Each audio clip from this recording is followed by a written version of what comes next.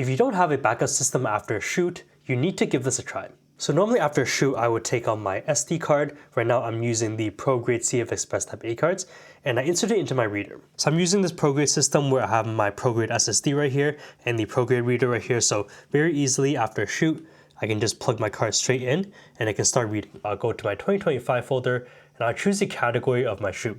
So let's say I'm doing YouTube, I'll go into my YouTube folder and I'll have a folder called template. And this one already has all my main sources that I need to put in. So for video, I have my A7 IV and FX3. Same for photo, I also have my XE5 for photo. So very easily after shoot, I can just click template, right click it and duplicate it. And then I'll have a new folder that appears. So now I'll name it something and I like to put the year, so 25. I'll put the month, so 10 and the 31 because today is October 31st. Happy Halloween. And then I'll name it something, so Halloween. And I'll click enter. And then now that's created and I can put everything in here. I'll go to videos, A7 IV, and I'll make another folder and I'll name it the date again. So 25, 10, 31. And this way, if my shoot has multiple dates, I can still keep track of everything.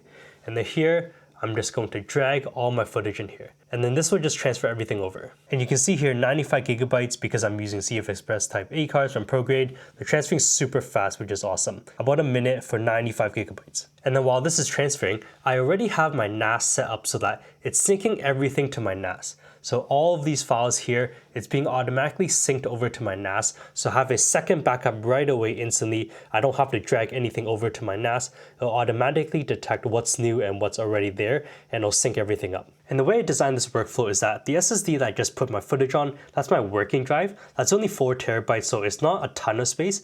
But as soon as I'm done the project that I'm working on, I'll delete it.